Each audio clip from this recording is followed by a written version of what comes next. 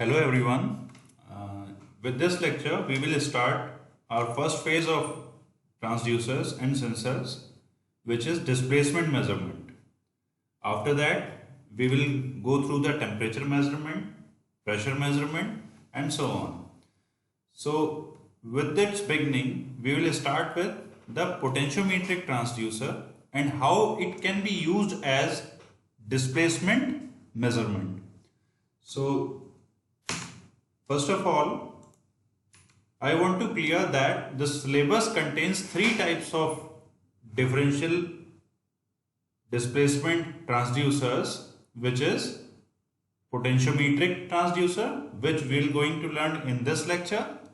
After that, we will learn about LVDT, which is linear variable differential transformer, not transducer. And after that, the optical encoder.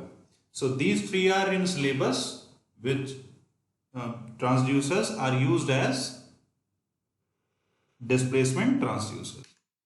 So let's go for the potentiometric type displacement transducer and first discuss the working of a potentiometer. I think this type of view you have ever seen on your notebooks of a potentiometer, which consists of a rheostat type of connections. So now come to the most favorable language of ours. तो इसके अंदर आपने देखा है कि किस तरह से एक रिहोस्टेट होता है, उस रिहोस्टेट पे वायरिंग होती है, साथ में एक डिस्प्लेसमेंट के लिए ऊपर एक शैफ्ट अटैच होती है, एक वाइपर अटैच्ड होता है जिसको हम मूव कर सकते हैं। जब भी हम इसको मूव करते हैं तो आउटपुट वोल्टेज E0 हमारी चेंज होती चली जाती है। ये वाला ही कॉन्फ़िगरेशन हम हमेशा पढ़ते हैं। इस टाइप के पोटेंशियोमेट्रिक ट्रांसड्यूसर को वैसे तो हम यूज करते हैं अननोन ईएमएफ को जानने के लिए, अननोन ईएमएफ को कैलकुलेट करने के लिए, जिसका हमें ईएमएफ नहीं पता हो। ये एक ऐसा डिवाइस है जो अननोन ईएमएफ को मेजर करने के लिए काम आता है। हालांकि हम इसको अपने ट्रांसड्यूसर सेक्शन में as a displacement transducer use करेंगे। होप आपने कुछ ऐसा देखा होगा, जो कुछ ये लीनियर ट्रांसड्यूसर है, ये डिजिटल सर्किट में पोटेंशियोमीटर यूज होता है, ये लीनियर वाला है, और ये कुछ रोटेटरी वाला जो स्विचेस में यूज होता है। बेसिकली इन सबका ऑपरेशन है कि रेजिस्टेंस को चेंज होना। हम अगर इस सर्किट को देखें तो रेजिस्टेंस अगर हमारा चेंज होगा तो आउटपुट वोल्टेज मेरी चेंज हो जाएगी। और हम इस टाइप की चीजों को घरेलू फैन रेगुलेटर के रूप में भी देखते हैं, जो आजकल बहुत स्मॉल साइज के रेगुलेटर्स हमारे घरों में हैं, वो भी एक छोटे से पोटेंशियोमीटर हैं। ठीक, अब हम इसकी वर्किंग के बारे में पढ़ते हैं। ये अरेंजमेंट को हम देखते हैं, जहां पर ये स्केल जो दिखाया गया है, ये स्केल वायरिंग को बताया गया है। हम कंसिडर करते हैं कि इसकी कंप्लीट लेंथ जो है वो कैपिटल L है, और साथ में एक अननोन ईएमएफ जिसको हमें कैलकुलेट करना है। तो पहले क्या करते हैं हम कि ये कनेक्शन जो हमारा स्विच है वो यहाँ पर कनेक्ट रहता है एक स्टैंडर्ड बैटरी सेल पर, जिसका हमें ईएमएफ पता होता है, जिसकी वैल्यू हमें पता होती है, जो स्टैंडर्ड वैल्यू। इसकी वर्किंग बिल्कुल एक व्हीटस्टोन ब्रिज की तरह होती है, जहां पर हम इस रिहोस्टेट के रेजिस्टेंस को चेंज करते हैं, रिहोस्टेट के रेजिस्टेंस को चेंज करते हैं और देखते हैं कि गैल्वेनोमीटर में डिफ्लेक्शन हमारा कब नील आउट हो जाएगा। तो इसको हम एक पर्टिकुलर लेंथ पर फिक्स कर लेते हैं। इसकी कंप्लीट लेंथ L है। रिहोस्टेट की वैल्यूज हमने चेंज करी और हमने पाया कि गैल्वेनोमीटर मेरा कहाँ जाकर जीरो डिफ्लेक्शन दिखाएगा। तो हम ये कह सकते हैं कि हमारा पोटेंशियोमेट्रिक सर्किट जो है वो बैलेंस हो गया है। ऐसी कंडीशन पर हम ये स्विच हटाकर एक अननोन ईएमएफ पर लगा देते हैं। जैसे ही हम अननोन ईएमएफ पर इसको लगाते हैं तो ऑब्वियस सी बात है, हमारा गैल्वेनोमीटर के अंदर कुछ ना कुछ डिफ्लेक्शन हो जाएगा। तो उस डिफ्लेक्शन को फिर से नील करने के लिए हम स्लाइड वायर से इसको मूव कराएंगे। जिस स्लाइड वायर के वेरी होने, जहां पे ये जाकर गैल्वेनोमीटर फिर से जीरो डिफ्लेक्शन दिखा देगा वहां पर हम होल्ड कर देंगे और LM लेंथ को मेजर कर लेंगे। तो मेजर्ड लेंथ यहाँ पर LM हो जाएगी। सपोज इस सर्किट की अगर बात करें तो ये मेरी LM लेंथ हो गई है, जहां पर ये मैंने फिक्स कर दिया था प्रीवियस स्टेप में रियोस्टेट का रेजिस्टेंस। यहाँ से हमने स्टैंडर्ड सेल से की मदद से गैल्वेनोमीटर को फिक्स कर दिया था। अब हमें पता है कि LM मेरा क्या है, L मेरा क्या है, और हमने स्टैंडर्ड सेल की बैटरी मेरी क्या थी, और फाइनली जो मेरा आउटपुट वोल्टेज हम कहें या फिर इस सर्किट के केस में हम कहें अननोन EMF E0 को हम मेजर कर लेंगे, which is equal to LM/L into E1। तो इस तरीके से हम एक अननोन EMF को मेजर कर सकते हैं with the help of a potentiometer. तो ये तो है पोटेंशियोमीटर की हमारी वर्किंग, जिसको एक सिंपलिस्टिक डायग्राम अभी एक कॉपी पर है, ठीक वैसे ही वाला जैसा मैंने आपको यहां दिखाया था, उसको एक सिंपल फॉर्म में नोटबुक पर बनाया गया है। वो सीधा हमारा फॉर्मूला ये हमें याद रखना होगा कि E0 by EI equals to LM/L। अब इसी को ही यूटिलाइज करके हम पोटेंशियोमीटर को डिस्प्लेसमेंट ट्रांसड्यूसर की तरह यूज करेंगे। ठीक, तो कुछ एप्लीकेशंस उसकी हम देख लेते हैं कि अननोन वोल्टेज, अननोन EMF को यूज करने के लिए, अननोन रेजिस्टेंस को काम करने के लिए, और मीडियम रेंज ऑफ डिस्प्लेसमेंट के काम आता है। मीडियम रेंज यहां जानना बहुत जरूरी है, ये रेंज ऑफ डिस्प्लेसमेंट होता क्या है एग्जैक्टली। तो यहां पर अलग अलग इंस्ट्रूमेंट को अलग अलग रेंज पे, सपोज आपको किलोमीटर्स में डिस्प्लेसमेंट फाइंड आउट करना है तो you will not use this kind of transducer, this kind of instrument. Potentiometers ऐसे नहीं कर सकते क्योंकि इतना लंबा कहाँ किलोमीटर का बड़ा हम पोटेंशियोमीटर का सर्किट बनाएंगे। तो हम यहाँ पर कह सकते हैं कि वेरी लो, कुछ नैनोमीटर से मिलीमीटर की रेंज को हमने वेरी लो कैटेगरी में रखा। लो डिस्प्लेसमेंट के केस में हमने मिलीमीटर टू सेंटीमीटर, मीडियम के अप टू फ्यू सेंटीमीटर्स के केस में। तो medium range of measurement of displacement के लिए हम पोटेंशियोमीट्रिक ट्रांसड्यूसर को यूज करते हैं, और high obviously metres to kilometre, जिसके अंदर हम ये पोटेंशियोमीटर ना ही हमारा LVDT यूज होता है किलोमीटर्स की रेंज के अंदर।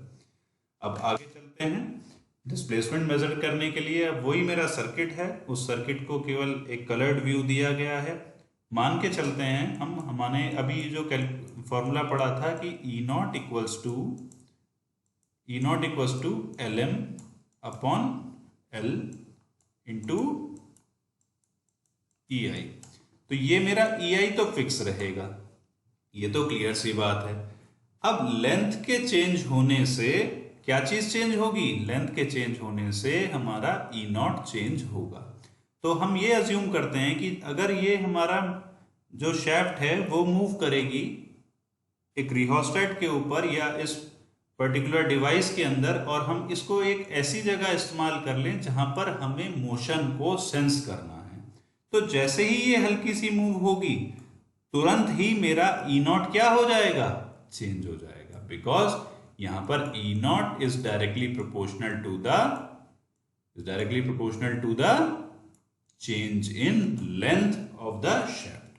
तो हम यहां पर कह सकते हैं कि E0 और LM के केस के अंदर हमारा इनपुट क्या हो गया? यहां पर input is the displacement, that is the LM, and output is the E0।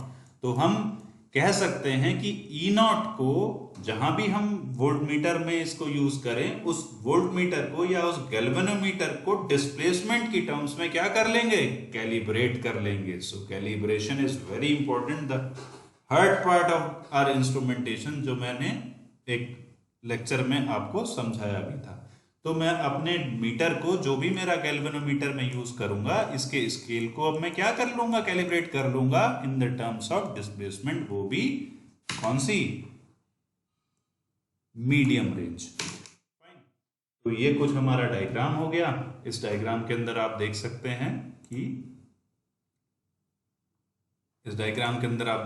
हैं ठीक वैसा ही हमने डायग्राम बनाया है। मैं ये डिलीट कर देता हूं। इसके अंदर आप देख लें कि ये हमारा अगर डिस्प्लेसमेंट होगा तो E0 हमारी चेंज होगी, जिसको हम आगे गैल्वेनोमीटर में या किसी कैलिब्रेशन डिवाइस में उसको ले जाएंगे और मेजर कर लेंगे, जो मीटर मेरा इस डिस्प्लेसमेंट की टर्म में क्या होगा? कैलिब्रेट होगा। ये हमारा कंप्लीट ट्रांसड्यूसर, तो अगर हम माने कि हमारा सेंटर में है पोटेंशियोमीटर का जो शाफ्ट है वो सेंटर में है, तो एक डायरेक्शन में जाएंगे तो इस पॉजिटिव डिस्प्लेसमेंट की बात करें और दूसरी डायरेक्शन में हम नेगेटिव डिस्प्लेसमेंट की बात करते हैं। तो इस तरीके से हम दोनों डायरेक्शन में पोटेंशियोमीटर से to and fro both the direction हम मेजर कर सकते हैं डिस्प्लेसमेंट को। दोनों के बीच में एक लीनियर कैरेक्टरिस्टिक्स है because E naught is directly proportional to L M, that is the change in length, या कह सकते हैं अब डिस्प्लेसमेंट जो होगा हमारा ई नॉट की टर्म्स में हमें मिल जाएगा। अब कुछ टाइप्स की डिस्कस कर लेते हैं। हमारे metallic wire bound potentiometer pots, हम normally in the case of instrumentation pots हम कहते हैं पोटेंशियोमीटर्स को। नॉन वायर पोटेंशियोमीटर्स भी होते हैं जिसके अंदर सिरमेट करके एक मटेरियल है जो प्रेशियस मेटल के साथ सिरामिक मिक्स करके बनाया जाता है, प्रेशियस मेटल लाइक गोल्ड और सिल्वर। हॉट मोल्ड कार्बन भी यूज करा जाता है रिहोस्टेट, जहां पर हम रेजिस्टेंस बनाते हैं, हम उस पर्टिकुलर चीज की बात कर रहे हैं। कार्बन फिल्म भी यूज करी जाती है, और thin metal film, not wired metal की फिल्म्स होती हैं, वायर नहीं होता। तो ये चार अलग अलग टाइप के नॉन वायर्ड टाइप पोटेंशियोमीटर्स हमारे होते हैं। एडवांटेज और नॉन डिसएडवांटेजेस, बेसिकली मैंने गलती से लिख दिया, अब मैं इस लेक्चर को दोबारा रिकॉर्ड नहीं करने वाला हूं। तो डिसएडवांटेज एंड डिसएडवांटेजेस की बात करें अगर, तो बहुत एक्सपेंसिव नहीं होते हैं, बहुत आसानी से हम काम कर लेते हैं। Large to medium range distance, very large नहीं, यहाँ पर मीडियम रेंज डिस्प्लेसमेंट को हम मेजर कर सकते हैं। ठीक, मैं लिख रहा हूं ताकि आपको याद रहे। हाई इलेक्ट्रिकल एफिशिएंसी इनकी होती है क्योंकि बैटरी ऑपरेटेड ही होते हैं, तो बहुत ज़्यादा एनर्जी को कंज्यूम नहीं करते हैं। बट अलग अलग फ्रीक्वेंसी पर नहीं काम कर सकते, लिमिटेड फ्रीक्वेंसी रिस्पॉन्स रहता है। रिजोल्यूशन बहुत ही, कह सकते हैं पोटेंशियोमीटर में अगर आज के डिवाइस की बात करें तो बहुत ही घटिया रिजोल्यूशन होता है, मतलब बहुत ही खराब, मैं घटिया नहीं कह रहा हूँ।